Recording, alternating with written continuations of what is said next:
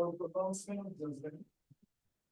Open Borgia Samuel Bongo versus management of Ananda PSC.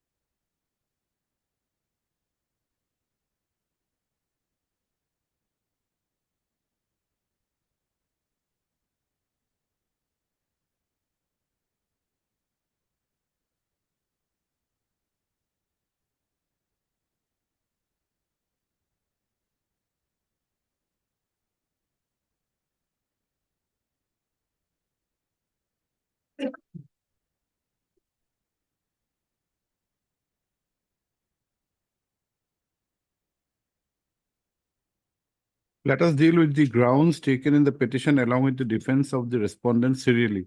The first ground was that the fairness of the domestic inquiry was not properly proved, as no evidence was taken by the learned labor court.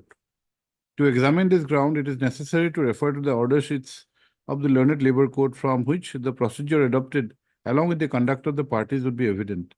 It has been noted above that on 3/1/2011, the next date was fixed for evidence on 24/1/2011.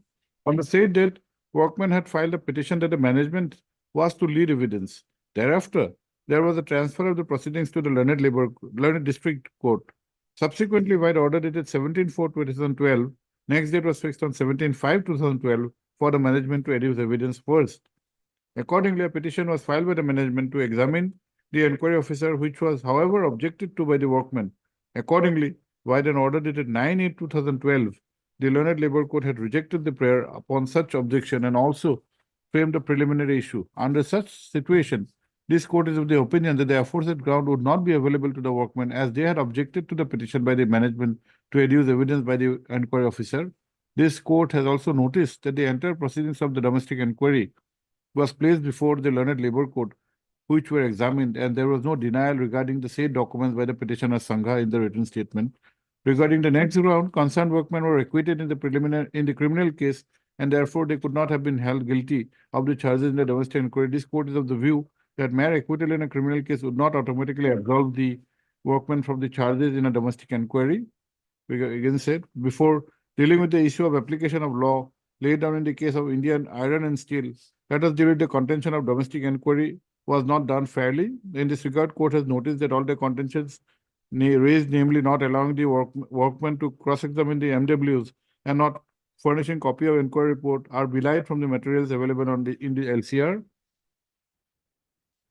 This court is also of the view that the principal ground that the domestic inquiry was not fair on the allegation of cross-examination of the MWs were not allowed, and the MWs are not allowed, and the copy of the inquiry report was not furnished, are factually incorrect to the knowledge of the petitioner, and therefore the petitioner appear not to have approached this court with clean hands and rather projected incorrect facts.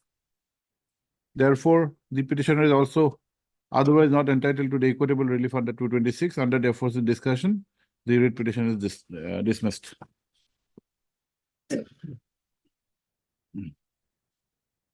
Management of measures in versus military.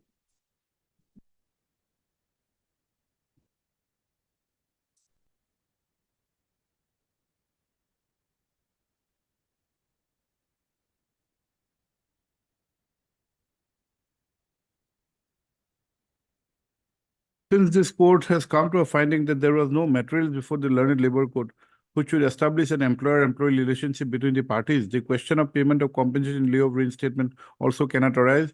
This court makes it clear that it is not the quantum of compensation alone which is material, but the very right of a party to be entitled to such compensation is required to be proved in accordance with law. In the entire set of evidence, not even a single document could be produced on behalf of the 15 numbers of workmen who were before the court and had claimed to be working for a factory for the last 10 years.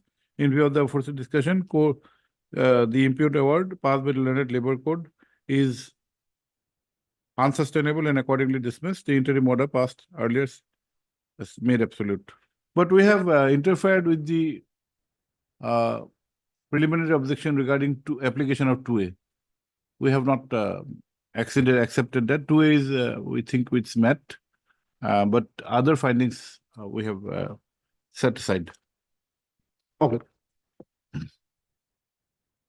It followed to more correction, have signed purpose, to correction purpose,